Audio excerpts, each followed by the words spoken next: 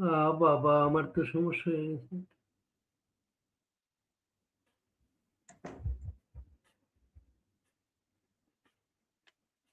কি হলো, লিঙ্ক নেই? না, আমার লাইভে কি সমস্যা দেখা যাচ্ছে?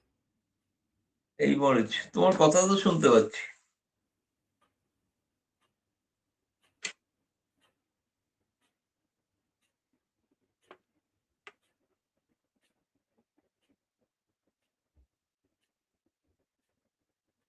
সুপ্রিয় দর্শক শ্রোতা, আপনাদের আমাদের অনুষ্ঠানে আমন্ত্রণ।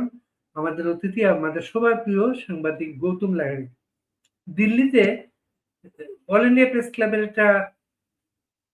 ওইখানে একটা অনুষ্ঠিত ইফতার পার্টি নিয়ে সামাজিক যোগাযোগ মাধ্যমে নানা কথা উঠছে।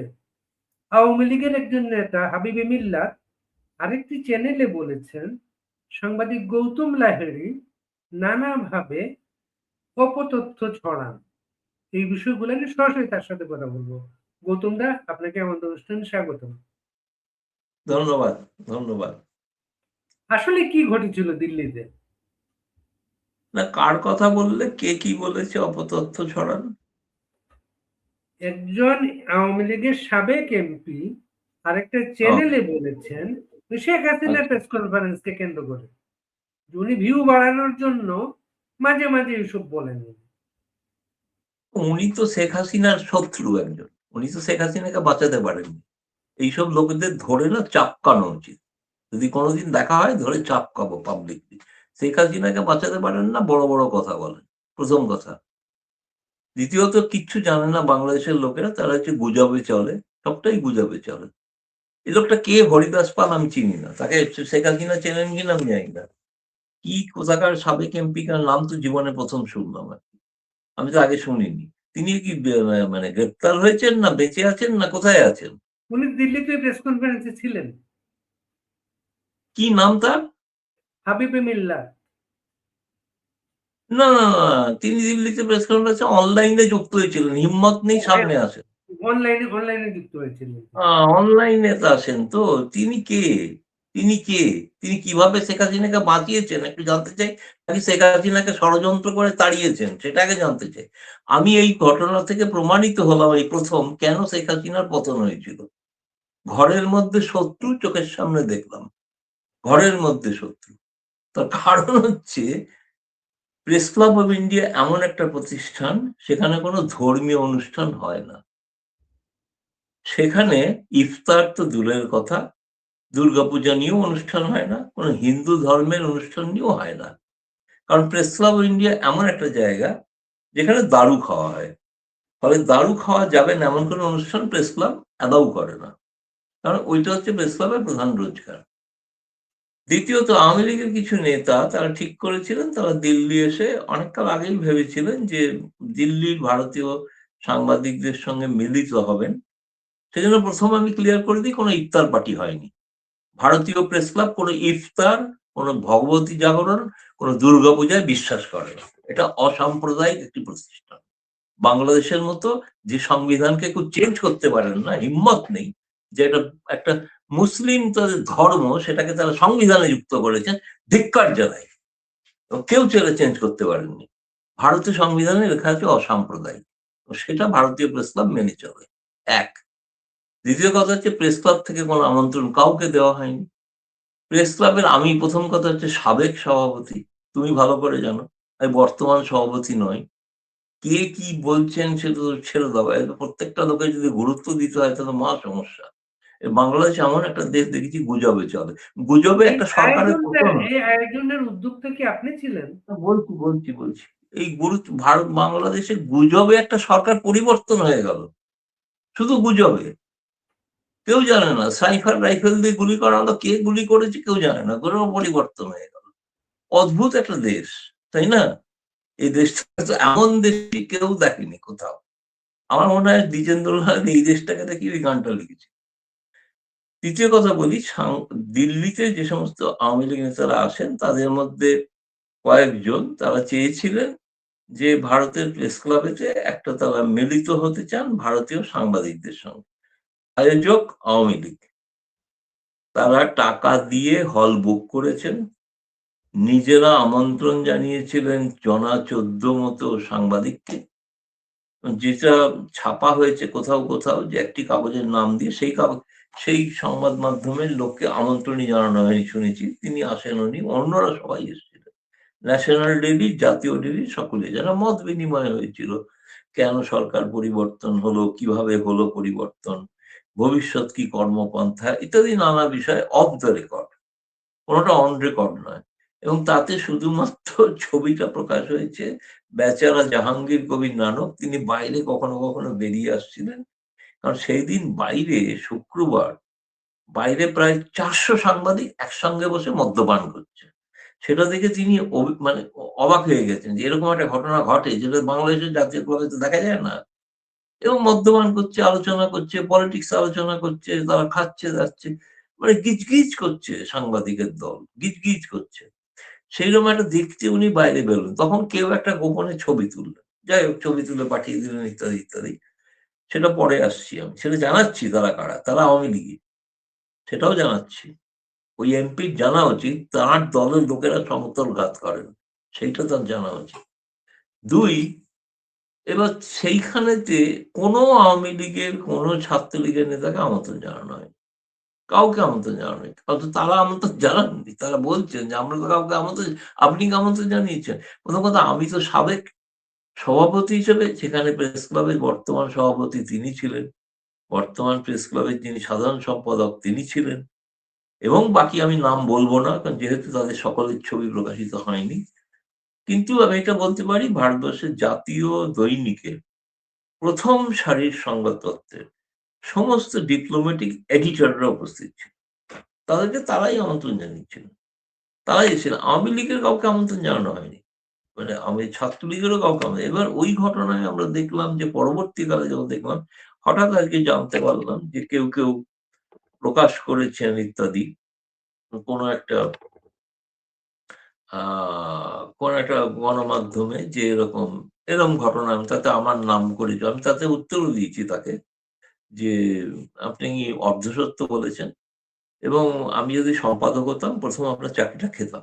কারণ আপনি একটা অখাদ্য মানে একেবারে কোনো পাতে দেওয়ার যোগ্য নয় এমন একজন সাংবাদিক। আগে বাংলাদেশ আপনাকে মাথায় তুলে নাচতে পারে। আমরা ভারতে হলে লাথি মেরে তাড়াতাম।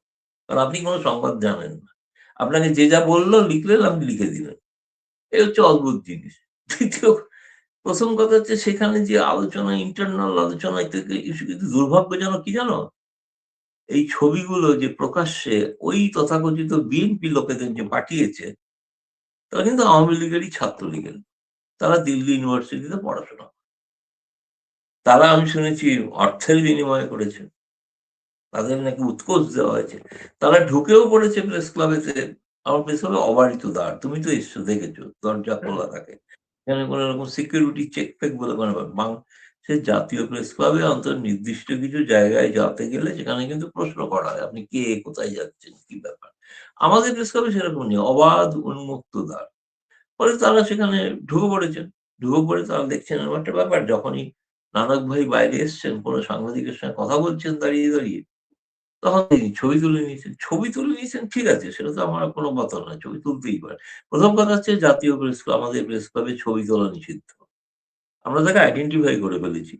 কারণ আমাদের উনি জানেন না যে আমাদের ওখানে সিসিটিভি আছে। তো সিসিটিভিতে সবকটা রেকর্ড দেখা গেছে ছাত্রলীগের ছেলেই ছবি তুলেছে। ছবি তুলেছে শুধু না, সে পাঠিয়েওছে অনেককে। ১ম কথা তাকে কেউ একজন জিজ্ঞেস করেছিল অন্য একজনকেও, মানে ওই নানক ভাইদের যে স্টাফ, পার্সোনাল স্টাফ যারা ছিলেন যে, "আপনি এলেন কি করে?" বলল, "আমি শুনেছি একটা ইফতার পার্টি হচ্ছে। সেইজন্য এসেছি।" বলে, "প্রেস ক্লাবের ইন্ডিয়াতে ইফতার পার্টি করে না কখনো?" কোন এটা তো সময়? অদ্ভুত। এই আয়োজনটা কোন সময় ছিল? এটা ইফতারটা তো ৮ঃ০০ থেকে ৮ঃ৩০ ইফতার তো সন্ধ্যার হয়ে পরে গেছে হবে। ৬:৩০ আপনার তো ইফতার হয়ে গেছে ৬:৩০। তো তিনি ইফতারের নিমন্ত্রণে এসে ৮:৩০ দেখছেন সব নেতারা ঢুকছে। তাই না? ইফতার তো তারা করে এসছেন। তারা ইফতার করে আসবেন বলেই প্রোগ্রামটা ৮:০০ র পর রাখা ছিল। তারা বেরিয়েছে ১১:৩০ ১১:০০ নাগাদ। মানে ইফতার করেই তারা এসছেন। ইফতারটা প্রেস ক্লাবে ছিল না। প্রেস ক্লাব তো অ্যালাও করবে না ইফতার। প্রেস ক্লাব কোন দুর্গোৎসবও অ্যালাও করে না। সরস্বতী পুজোও অ্যালাও করে না। প্রেস ক্লাবে হয় না এসব। আমরা ধর্মনিরপেক্ষতায় বিশ্বাসী। কোনো একটি নির্দিষ্ট ধর্মের কোনো অনুষ্ঠান আমরা এখানে করি না।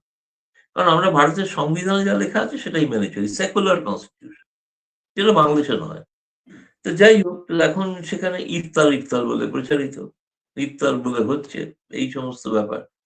কিন্তু প্রশ্নটা যেটা সেটা হচ্ছে যে এই যে ঘটনাটা যেভাবে প্রচারিত হয়েছে, গৌতম লাহিড়ী প্রচার করবে কেন? গৌতম লাহিড়ী তো কিছু প্রচার করেনি। তিনি কে?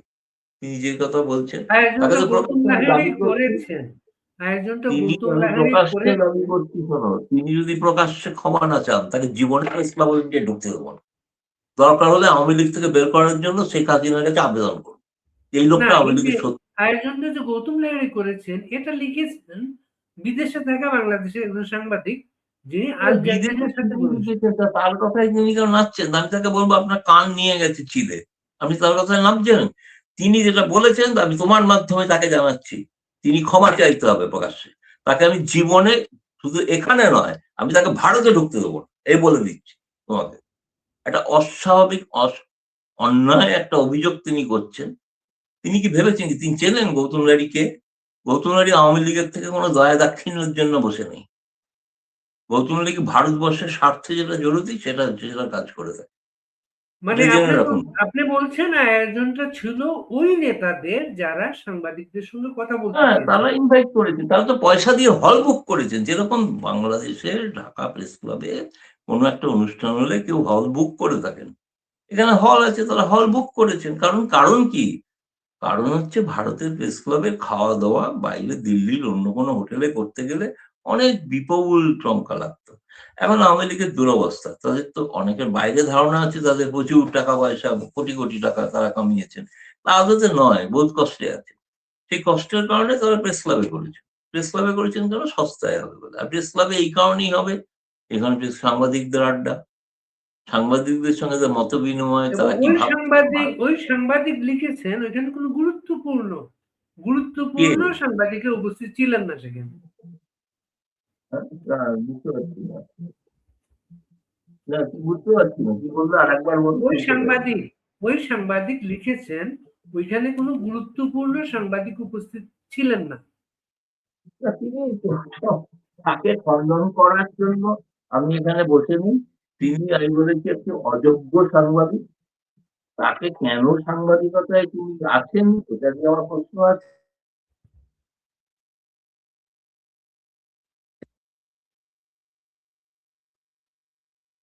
তিনি কি, আমার সোজা কথা হচ্ছে তিনি কিছু জানেন না। কিছুই জানেন না। তথ্যের কোনো ভিত্তিই নেই। কারণ তাকে একজন কেউ ব্রিফ করেছে। তিনি তো লন্ডনে, তাই না? তাকে একজন ব্রিফ করেছে এবং ব্রিফ করে লিখেছে ইন্ডিয়া টুডের একমাত্র একজন ছিলেন। ইন্ডিয়া টুডেকে ইনভাইটই করা হয়নি। আমি জিজ্ঞেস করলাম, "আপনারা কি ইন্ডিয়া টুডেকে ইনভাইট করেছেন?" বলল, "না, আমরা কোনো টেলিভিশনের কাউকে তো ইনভাইট করিনি। আমরা সবাই প্রিন্টকে ইনভাইট করেছি। Hindustan Times, Hindu, BBC Bangla, BBC, তারপরে ধরো ইন্ডিয়ান এক্সপ্রেস, আনন্দবাজার, তারপরে হিন্দুর কথা তো বললামই, এবং ধরো তুমি নেটওয়ার্ক 18, আ আমি যদি আরো বলি পরবর্তীকালে আরো যারা যুক্ত হয়েছিল, ধরো দিল্লির যারা মূল সংবাদ, হিন্দুস্তান, যারা মূল বাংলাদেশ নিয়ে কভার করে, সেই সব সাংবাদিকদের মধ্যে শুধু অনুপস্থিত ছিল ইন্ডিয়া টুডে, যেটার কথা উনি লিখেছেন। তো ওনাকে তো শোকজ করা উচিত, আর ওনার হচ্ছে সম্পাদক। এই আয়োজনে কতজন নেতা উপস্থিত ছিলেন? ২ জন, মাত্র ২ জন। মাত্র মাত্র ২ জন। একজন বেচারার তো আমরা ছবি দেখলাম। আরেকজনের নাম না, তো জানি আরেকজনের না। নাম যেহেতু ছবিতে নেই সেজন্য বলব না। তিনি সেই সাংবাদিকরা খুঁজে বার করুন। আমি নাম বলব না। আপনি তাহলে আপনার খুঁজে আউট বার আ ওই বৈঠকের আউটকামটা আপনার কি মনে হয়েছে আপনার? ওই বৈঠকের আউটকাম এইটুকুই মনে হয়েছে, তারা চাইছেন যে এখনো সবেমাত্র তারেক রহমান সরকার এসছে। আ যেটা শেখ হাসিনা প্রকাশ্যে একটা বলেওছেন সর্বশেষ ভাষণে, যে আপনারা ইউনূস সরকারের শাসন দেখেছেন, এখন তারেক রহমানের শাসন দেখুন। ফলে তারা অপেক্ষা করতে চাইছেন তারেক রহমানের সরকার আ সবে এসছেন। এখনই তারা কোনো আগ বাড়িয়ে এমন কিছু করতে চান না যাতে তারেক রহমান সরকার, কারণ তারা মনে করেন যে বাংলাদেশে ২ টি রাজনৈতিক দল। একটি আওয়ামী লীগ, আরেকটি বিএনপি। ফলে একটি পরিবর্তিত আরেকটি ক্ষমতায় এসে তারা তাদের অভিযোগ ছিল ক্ষমতায় তারা নেই। তারা ক্ষমতায় আসতে পেরেছেন যেভাবেই হোক আসতে পেরেছেন এবং খুব সৌভাগ্য তারা প্রশংসা করেছেন যে তারা জামায়াতকে বাইরে রাখতে পেরেছেন এবং তথাকথিত যে যারা কিসব বিপ্লব-টিপ্লব করছিল তারাও বাইরে আছে। সেটাও তারা খুশি যে তারা তারা নির্ভর করতে চাইছেন বিএনপির উপর এবং বিএনপির সঙ্গে একটা সখ্যতা রেখে চলতে চাইছেন। যাতে ভবিষ্যতে তারা এটা জানেন যে তারেক রহমান সরকার এখনই তো চলে যাচ্ছে না, এখনই চলে যাচ্ছে না, থাকছেন তারা। ফলে জোর করে তাকে বিব্রত করার জন্য কিছু করবেন না এমন একটা কিন্তু তারা জানেন যে ভবিষ্যতে একদিন না একদিন আওয়ামী লীগকে রাস্তায় নামতে হবে। এবং রাস্তায় নামবেন এবং তারা আশা করেন যে একটা রাজনৈতিক দলের কাছে যেটা তুমি হয়তো জানো যে আলেকজান্ডারকে পুরু যেটা বলেছিল, বীরকে বীরের মতো সম্মান দেওয়াটাই আমি এক্সপেক্ট করি। ফলে তারা এক্সপেক্ট করছেন বিএনপি যেন একটা আওয়ামী লীগকে রাজনৈতিক দল হিসেবে তারা স্বীকৃতি দেয়। এইটুকুই। কিন্তু তারা সেখানে কিন্তু তাদের ভুল ভ্রান্তির কথা অনেক স্বীকার করেছেন। তারা বলেছেন তাদের যে ভুলগুলো হয়েছিল, এগুলো সবাই আমরা অনেক আলোচনা করেছি তাদের ভুলগুলো নিয়ে। সেগুলো তারা উপলব্ধি করেছেন এবং সেটা তার যুক্তি হচ্ছে যে ১৫-১৬ বছর ধরে একটা সরকার ক্ষমতায় থাকলে এ ধরনের অনেক কিছু ভুল হয়ে থাকে। সেগুলো নিয়ে মানে আমার কাছে মনে হয়েছে খুব রেশনাল এবং ভারতীয় সাংবাদিকরা যাদের কথা জানেন না ওরা, তাদের জন্য বলি যে ১৫-১৬ জন সাংবাদিক যারা সিনিয়র সাংবাদিক দিল্লির, এরা কেউ তথাকথিত পশ্চিম বাংলার ওই কলকাতায় বাংলা ভাষায় কথা বলা সাংবাদিক নয়। তো ফলে এরা ইংরেজিতে যারা পলিসি প্রভাবিত করেন ভারত সরকারের, সেই ধরনের সাংবাদিকরা সকলেই ছিলেন।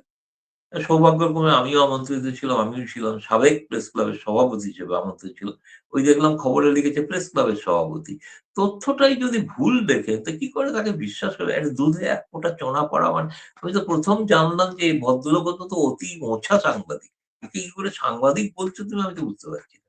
তিনি তো গুজব মাস্টার।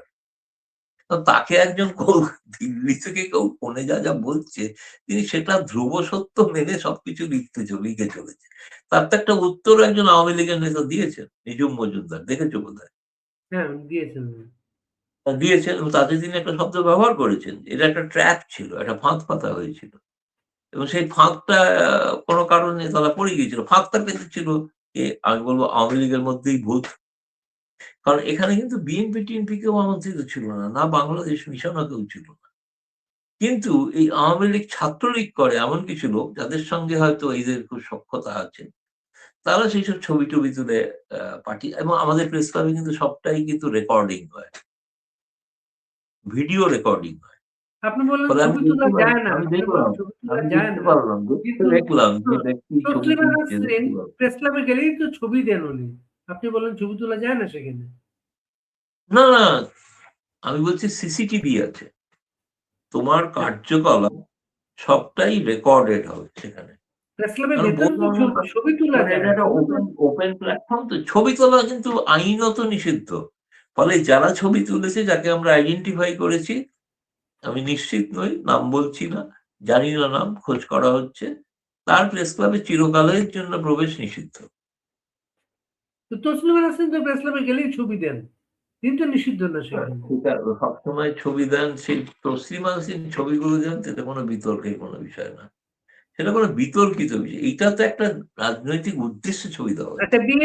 বিএনপি বিশেষ করে তারেক রহমান দেশে ফেরার সময় ভারতের সঙ্গে যে সমঝোতার বিষয়টা, এই বিষয়টা নিয়ে কি ওখানে আলাপ হয়েছে? না মানে ভারতের সঙ্গে সমঝোতা বলতে আমি বুঝলাম না। বিয়ে তারেক রহমান তো এক পর্যায়ে বলছিলেন তার দেশে আসার বিষয়টা শুধুমাত্র তার একক সিদ্ধান্তের উপর নির্ভর করে। এরপরে যখন দেশে আসলেন, আপনি সহ অনেকেই বলেছেন যে ভারতের সঙ্গে কোনো একটা সমঝোতার ভিত্তিতেই তিনি দেশে এসেছেন। এখন তো এই খুবই বিষয়টা ভারত কি সরকার না, এটা আলোচনা হয়েছে এবং সেটা নিশ্চয়ই তারাও বুঝেছেন, তারাও বুঝতে পারছেন যে ভারত সরকার যেহেতু আওয়ামী লীগ ময়দানে নেই, তাদের কাছে ২য় পছন্দ হিসেবে বিএনপি। ফলে তাদের সঙ্গে এবং তাই নয়, বিএনপি ভারতের সঙ্গে সম্পর্ক রাখার জন্য সব ধরনের ইতিবাচক সিগন্যাল দিয়েছে। এমনও কথা শোনা গিয়েছে যে তারেক রহমান ক্যাবিনেটে বলেছেন যেন কেউ এই মুহূর্তে ভারত বিরোধী কোনো মন্তব্য না করেন। ক্যাবিনেটে যারা অন্তত আছে। বাকিরা কে বলছেন না বলছেন ছোটখাটো নেতা কি বলছেন সেটা বড় কথা নয়। কিন্তু ওই কেউ যেন ভারত বিরোধী মন্তব্য না করেন এমন একটা কিন্তু নির্দেশ তারেক রহমান রাখছে। ফলে ভারত সরকার কিন্তু অত্যন্ত খুশি, সন্তুষ্ট যে তারেক রহমান সরকারের তরফ থেকে ভারতের থেকেও জেস্চার দেখানো হচ্ছে এবং তারাও জেস্চার দেখাচ্ছেন এবং সেটা একটা আমার মনে হচ্ছে এটা খুব ইতিবাচক দিক। এই ইতিবাচক দিকটাকে কিন্তু আমার মনে হয় উভয় দেশেরই ব্যবহার করা উচিত। করে ভবিষ্যতে রাজনৈতিক ক্ষেত্রে আওয়ামী লীগ যদি ফিরতে পারে খুবই ভালো হয়। এখন খুবই ভালো হয়। সেটা হলে কিন্তু আমার মনে হয় তারেক রহমানের সরকারের নিশ্চয়তা অনেক বেশি বৃদ্ধি পাবে। কারণ এই মুহূর্তে তো আওয়ামী লীগ নির্বাচন নেই। এই মুহূর্তে তো আওয়ামী লীগ নির্বাচনে আসছে না। কিন্তু বিএনপির জন্য যেটা সবচেয়ে বড় বিপদ, যে বিপদটা হচ্ছে জামায়াত। ২য় বিপদ স্বয়ং ইউনূস। তিনি আছেন ওখানে। তিনি তার মার্কিন প্রভুদের দিয়ে বিএনপির উপরে চাপ তৈরি করার চেষ্টা করছেন যাতে তিনি রাষ্ট্রপতি হতে পারেন। কিন্তু বিএনপি সেই দাবি এখনো পর্যন্ত মানবেন এমন কোনো ইঙ্গিত আমরা দেখিনি। যে কারণে বর্তমান সভাপতি রাষ্ট্রপতি কন্টিনিউ করছেন। তাকে পছন্দ না করলেও। তিনি কন্টিনিউ করছেন এবং তিনি কন্টিনিউ করবেন এটা আমার ধারণা। সেটা একটা বড় এটা এক ধরনের বিএনপি নেতৃত্বের জন্য একটা বিএনপির নেতৃত্বে ভবিষ্যতে বর্তমান শাহাবুদ্দিনের পরিবর্তে যদি অন্য কেউ রাষ্ট্রপতি হতে পারেন, তাহলে সেটা আমার মনে হয় বিএনপি দলের মধ্যে থেকেই কেউ হবেন। সেটা বাইরে থেকে কেউ নয়। কিন্তু চাপটা কিন্তু আছে। চাপটা আছে। চাপটা আছে জামায়াত, চাপটা আছে জামায়াতের, চাপটা আছে জামায়াতকে আরো বেশি সুযোগ দেওয়া, চাপটা আছে ইউনূসকে একটা প্রপার রিহ্যাবিলিটেশন করার। সেটাও কিন্তু ঘটনা। ঘটনার ফলে এইটার দুটো বড় চ্যালেঞ্জের মুখে তারেক রহমানের সরকার থাকবে। এক্ষেত্রে সবচেয়ে বেশি ভালো সুবিধা করতে পারে সেটা হচ্ছে যে ওই এক ভারত, ২ হচ্ছে আওয়ামী লীগ। নিশ্চয়ই। আপনি একটা কথা বললেন যে ও মা ভারত আওয়ামী লীগ নেতাদের আশ্বস্ত করেছে যে তাদের সঙ্গে আছে উম, প্রথম পছন্দ হিসেবে। কিন্তু একটা কথা ছড়িয়ে পড়েছে নির্বাচনের পরে ভারত হয়তো আর আওয়ামী লীগকে আগের মতো সমাদর করবে না। কোনটা ঠিক? সমাদর করবে না কিন্তু শেখ হাসিনা সহ সমস্ত নেতারা মহানন্দে দিল্লিতে আছেন। দিল্লি প্রেস ক্লাবে প্রেস কনফারেন্স করছেন। আর কি চাই? আপনি কি তুমি কি মনে করো যে ভারত এইটা সরকার তো যদি আপনি প্রেস অবস্থান কনফারেন্স না, বললেন না যে এটা তো ভারত সরকার যদি না চাইতো, ভারত সরকার যদি না চাইতো, তাহলে দিল্লি প্রেস ক্লাবের হিম্মত ছিল ওখানে একটা আওয়ামী লীগ নেতাদের নিয়ে অনুষ্ঠান করানোর। ওর দিল্লি প্রেস ক্লাব যদি মনে হয় ভারত সরকার বলে দিত যে আপনারা করবেন না। বা এখন দিল্লির যেটা সরকারের নীতি উভয়কে নিয়েই চলুক। তার একটা বড় আমি একটা তোমাকে সেই করতে একটা ভালো খবর দিয়ে দিই। সেটা হচ্ছে যে গত বছর বাংলাদেশ মিশন আমরা প্রতি বছরই এখানে একটা ২৬শে মার্চের পর একটা কাচ্চি বিরিয়ানি ফেস্টিভ্যাল হয়। সেই ফেস্টিভ্যালটা দিল্লির প্রেস ক্লাবে হতো। কিন্তু গত বছর হয়নি। কিন্তু এবছর আগামী ২৭শে মার্চ, ২৬শে মার্চ আসছে ফখরুদ্দিন বা কেউ। ২৭শে মার্চ তারা প্রেস ক্লাবে করবে, জাতীয় প্রেস ক্লাবে। জাতীয় প্রেস ক্লাবে যেমন আওয়ামী লীগ নেতাদের প্রেস কনফারেন্স হয়েছে, তেমনি জাতীয় প্রেস ক্লাবে এই তারেক রহমান সরকারের মিশন কিন্তু কাচ্চি বিরিয়ানি ফেস্টিভ্যাল করবে। তাতে সবাই মিশনের উপস্থিত থাকবে। সেদিন আওয়ামী লীগের কিন্তু সেদিন কেউ উপস্থিত থাকবে না। গোপনে কেউ ঢুকে পড়লে তারা যেমন ঐদিন ছবি তুলে পাঠিয়েছে, তারা যদি আবার ছবি তোলেন আমি খুব খুশি হব। খুবই খুশি হব। যদি দয়া করে আমার সঙ্গে একটু বাংলাদেশের বর্তমান মিশনের ছবি তুলে পোস্ট করে দেন। যে গৌতম মেহরি আবার ইয়ে হয়ে গেছে, বিএনপির দালাল হয়ে গেছে। এরকম আরকি। একবার শেখ কলকাতায় হাসিনার হয়েছিল না? সর্বশেষ কি খবর আছে আপনার কাছে? শেখ হাসিনার সর্বশেষ খবর হলো তিনি আপাতত ওয়েট অ্যান্ড ওয়াচ। তিনি কিন্তু আর কোনো এক্ষুনি তিনি নির্ভর করছেন, অপেক্ষা করছেন যে তারেক রহমান সরকার যাতে স্থিতিশীল হয় এবং স্থিতিশীল হওয়ার পরে তারপরে তার রণনীতি তিনি ঠিক করবেন। আপাতত নীরবতা পালন করবেন। আপাতত ওয়েট অ্যান্ড ওয়াচ এইটুকুই। আপনাকে অনেক ধন্যবাদ গৌতম লাহিড়ী। আপনার মুখে আপনার কথা শুনতে পারায় আমাদের দর্শকরাও, যদি কারো মাঝে কোনো বিভ্রান্তি থাকে সেগুলো দূর হয়ে যাবে। ভালো থাকবেন আপনি। মনে হয় না বাংলাদেশে আরেকটা গুজব নিয়ে আবার কেউ একটা মেতে উঠবেন। বিচিত্র দেশ, গুজবের দেশ।